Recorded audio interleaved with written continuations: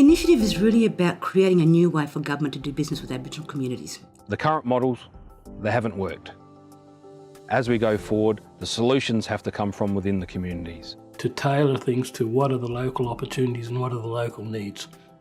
To make an economic development difference in our lives.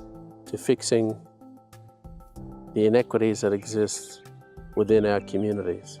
And we all know what we need, and we need the government to listen. There's got to be a mutual respect between government and Aboriginal people. Our world is very complex. We come from a real strong cultural, proud history. This is about what we can do to put in place for our future generations. And we need to get together. We need to lead the way. It's about us taking control of where we want to go. One of the principles to the Aboriginal Regional Authority is really around creating certainty. Creating certainty for Aboriginal communities and creating certainty for government in how we interact with each other. I think one of the challenges for contemporary Australian governments, whether at the national, state or local level, is to rethink, reconceptualise and rebuild a relationship with Aboriginal nations. It provides government with an opportunity to come back to the table with Aboriginal people, to talk about what's worked, what hasn't worked, to jointly determine the future and what that means both in terms of community aspirations, but also for government service delivery and service planning. So whatever model we develop has to be flexible enough to be able to meet and cater to the needs of each of our individual Aboriginal communities across the state. Well, all the evidence says that if you want to address the big issues that Indigenous nations are dealing with, you have to make an investment into those Aboriginal nations. And an investment into those Aboriginal nations means you need to invest in their representative structures. In acknowledging that, there will be obviously different levels of support that will be required.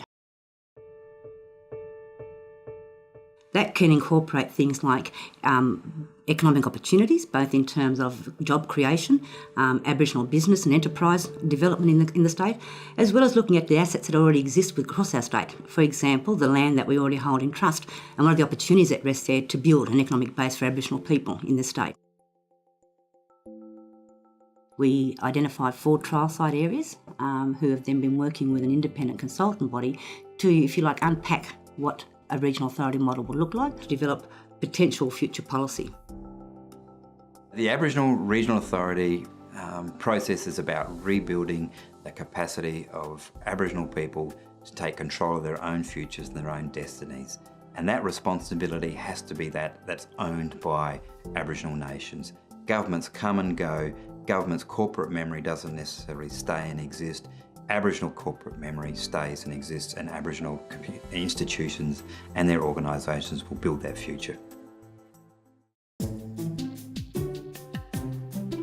My involvement when I became chair was how am I going to place Ghana in a better position than what it has been in the past, and also to uplift its credibility with state governments, local governments, and even more importantly with its own people.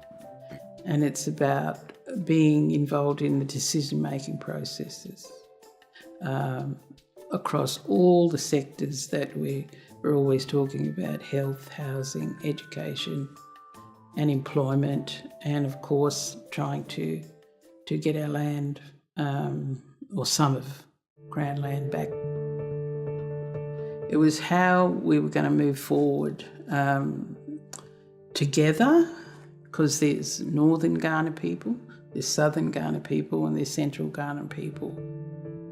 That was the first task in setting something structured where we don't go through a lot of the in-house fighting, in-house argument, which causes turmoil amongst our own people. We want to have a legacy. We want to put some sort of structure in place that we can say, doesn't matter who the chairperson is or what family group is there, it's for everybody, and it has to be there for everybody for the future. The other aspect of working with Ghana is that I've gone and door knocked on council's office, given that Ghana's got a huge territory stretching from Cape Jervis up to Crystal Brook and, you know, the foothills of the Adelaide Hills. So created relationships with the Minister's staff, I've created relationships with the Premier's staff, but more importantly, I've created relationships with our people. Is the strength that lies in them being one, because individually we can't do it. Ghana country goes over 29 councils. There's, you know, complex sets of negotiations, and they're very diverse. You know, we're here and we're here to do business. And a lot of this was centred around workplace engagement, employment, heading towards an economic strategy, putting Ghana in a good position where we can engage and empower our young people. This work has been going on for many, many years. You know, it's a big task for people who are volunteers. We're all volunteers. We don't get paid to do all this work. We have to do it because we believe in that there must be something done for our people.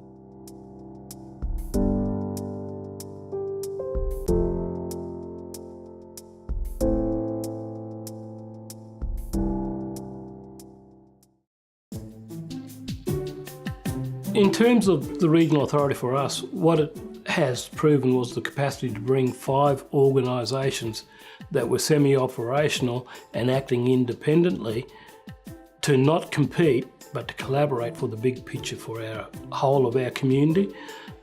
The first thing we did was talk to Ngarrindjeri, looked at their structures, looked at our dynamics and scope of what our local environment was, and then developed our structure to our needs. A lot of elders want to come back to Point Pearce to live, but there's just no housing available. There's also employment issues. There's a lot of community members at Point Pearce that are unemployed, but there are also other gaps as well that needs to be addressed, and maybe the regional partnership agreement could do that. My vision for our regional authority is to be financially independent, not reliant on the 12-monthly funding cycle which keeps our people in poverty. Regardless of what government do, they can and do change their mind. And they do cut off the tap. And if we're going to break that cycle of dependence and all the social issues, we actually have to be in control of our business development and everything else.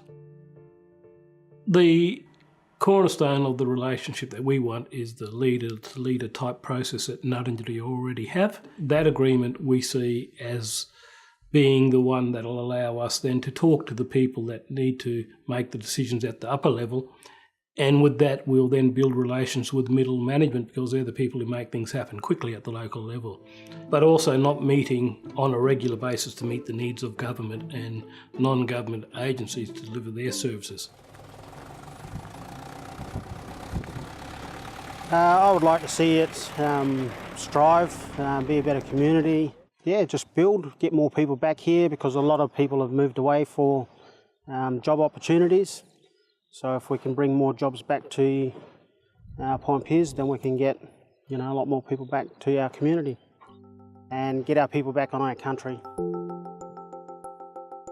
We want to be involved in the fishing industry, the farming industry, or mining industry, so the construction, roadworks, the abalone industry. They make a fortune out of our waters. Currently, we don't have a piece of that action, but we want to work with other businesses on Yorke Peninsula and outside of Yorke Peninsula, and we want to have the ability to take care of all of our country right around that peninsula. Community business is what will underpin all of the individual and family business opportunities in the future. By 2025, I'd like to see 100 Ngarrindjeri families minimal with assets of over $1 million.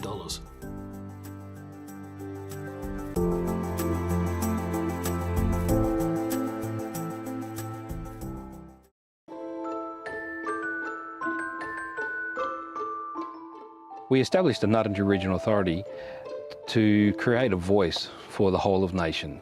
And we identified that if we was able to speak with one voice, there'll be greater strength within our community and for us as a nation to be able to set our own agenda, and allowed us to be able to sit across the tables as equals to be able to work through, you know, major challenges and issues which, you know, were affecting not only the state, but particularly for Ngarrindjeri. It's what we've seen over time since this country has been colonised, is that there's always been a problem with what do we do with Aboriginal people. You know, where do we put them? Where do they fit? Government are even realising that they don't have the answers, whether it be health, housing, justice, education, you know, employment, generational wealth. You know, we've got an enormous amount of catching up to do. And that's what it's about today, is making that road. Because it's like we only got that one chance of doing something. And we need to get together. We need to lead the way. Back in 2002, we came up with an idea called a Ngarrindjeri agreement. And what that means is listen to Ngarrindjeri people talk. And it sets the framework on, you know, how the relationship needs to be structured. You know, who meets, who talks, what do we talk about? So it's built upon contract law. So it's moving away from trying to use legislation. And that's been one of our foundational engagement strategies for a long time. They could bring all levels of government into partnerships and also cut out, I guess, the potential for government to be selective about how they consult with us, but actually create a framework that's supported by contracts and agreements that are more closely aligned to our values. We went through a very lengthy and very extensive process, and that was not only looking back at our traditional governance models around, you know, the Ngarrindjeri tendies, looking at how we, you know, for thousands of years we were making our own decisions, how we were always going through an appropriate way of governing ourselves. You know, a lot of Ngarrindjeri have travelled extensively and listened and learned from other Aboriginal communities within Australia as well as overseas. Well, I believe the NRA is a strong governing body for us all. I can remember them sitting around the table, the hard mind work.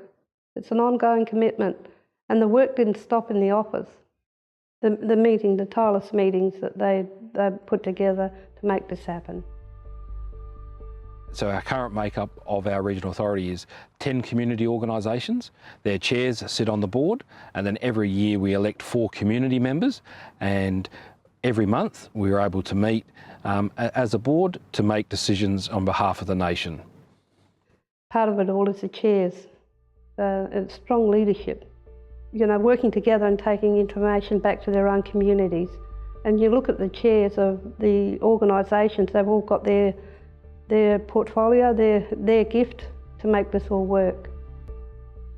Today I'm standing in one of our commercial nurseries. We've been able to engage in major projects through our regional authority, which then led into agreements, flowed onto contracts, which means we've got jobs on the ground for our community in you know, basically caring for our country. And we're experts at what we do in this country. We know this country. Stories about the land, the rivers, the mountains. We know all of that. And we all run our own countries. We've been doing it for thousands of years. You know, why we've been successful so far is it's our community who are actually offering the solutions. Because of the decision making is happening within our community, not being imposed from an external source, it means we were able to retain a lot of that control. We need to carry that strength right into the future. I would like to see children growing up, grandchildren, knowing and practicing their culture every day. Our values don't change. We generally do give the same response to a lot of the questions because that's what our cultural values tell us to do. And for government at times that's not acceptable. This is what we believe in this space. And so if you want to work with us, you need to come to terms with that. So where I'd like to see the Ngarrindjeri Regional Authority models, I want it to be the peak body that's recognised at all levels of government if you're going to come and do business on Ngarrindjeri country, we're the organisation you need to come and talk to.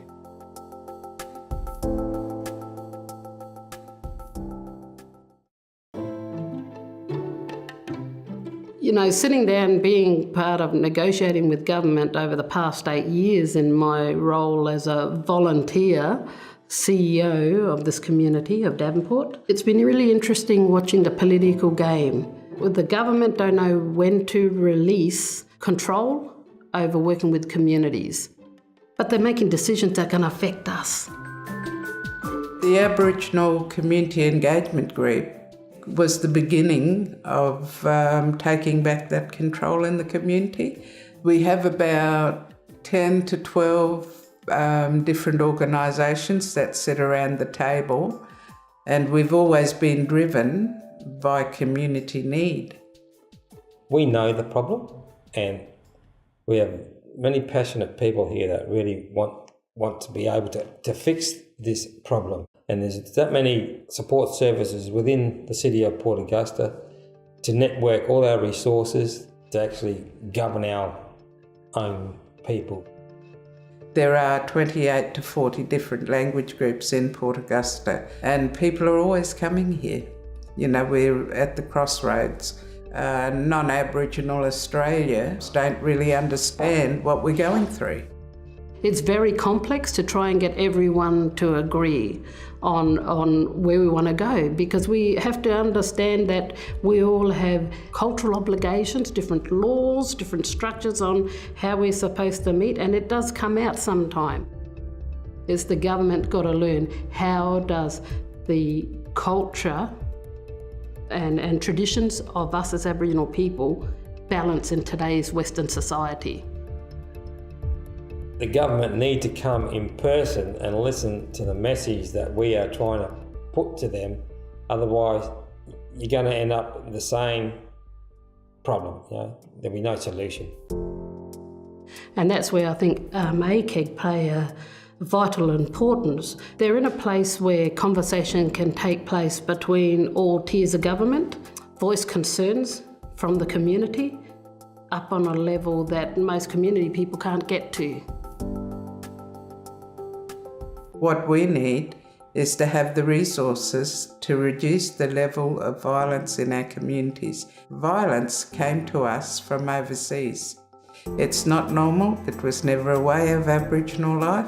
When people came here and took over our lands, took over our families, and separated us from our country, separated us from our mob, they did the biggest damage in the world, which is why we have the intergenerational trauma that has never been addressed in this country,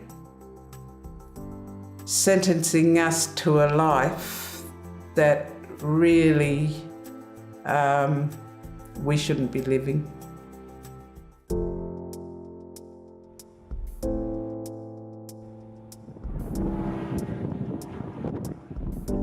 This process from the Premier's get-go is an opt-in process, so communities can look at it and see how things happen, but it's important they get the information from Aboriginal people. Don't go to ARD or the government for their advice on how to be a part of it. Go to the Aboriginal groups already in there and look at how we as existing regional authorities can support you to meet your vision, because if it's not going to make an impact at the local level, it's not going to be worth it. We need to carry that strength right into the future. We have to work together. We have to realise that we're not each other's enemies. We need each other to survive in this country. We need to come together. You know, Aboriginal regional authorities allow us to, look at engagement with government, but it also allows us to look at ourselves.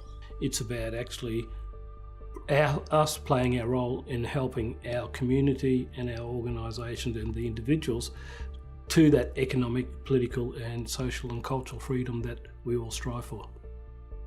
As Aboriginal people, we're living on borrowed time in our own country. Partnerships is the key word to all of this. This is a new process for government, and we acknowledge that's going to be difficult for some agencies. And of course, we have to have the upfront conversations around the negotiables, what's on the table and what's not on the table. That's going to be difficult, and because of the implications around funding, because of the implications around the current services that are operating within communities, that there's going to be a whole lot of tough conversations around how do we actually unpack and then rebuild.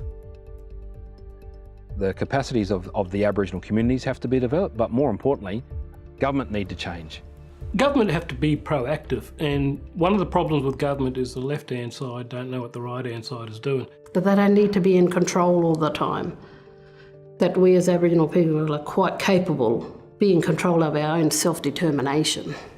A lot of things are not working right now, and you've been trying all these different policies, and this is where we, as Aboriginal people, we need to influence policy. We need to make it happen. We need to. Because we know what we want and we know what we need for our young ones. You know, we've asked the hard questions of ourselves. So are government prepared to ask the hard questions of themselves? If they're not seriously prepared to address some of the big issues around how do we generate enough equity, capital, resourcing, and invest that into a commitment, then we'll be here in another 20 years' time. I see this process as maybe our last chance, or some people may see it as our first chance to make an economic development difference in our lives. We know that we will start off with small successes, but we know that our children in the future will make them big successes. Yeah, when we look at the regional authorities and the likes of ACEG, they are our voice, and that we as a people are not going to be silenced. We are the Aboriginal people of this country. We should be heading towards sovereignty. We should be heading towards a treaty. We should be doing so much more. My vision for regional authorities is that we will actually have regional authorities operating all across the state, where the relationship between Aboriginal communities, government and the broader community will be equal in the conversations that allow Aboriginal people to benefit from and participate in all the opportunities that rest here in South Australia. It takes great courage to think about how do they open up Australian society in ways where power is shared far more equitably than it currently is, where there is actually a real investment and a real acknowledgement about the history of this country and about Aboriginal nations and their management of these lands and these waters for millennia, and to think about how do they create a future for all Australians, but central to that has to be the recognition of Aboriginal people as the First Peoples.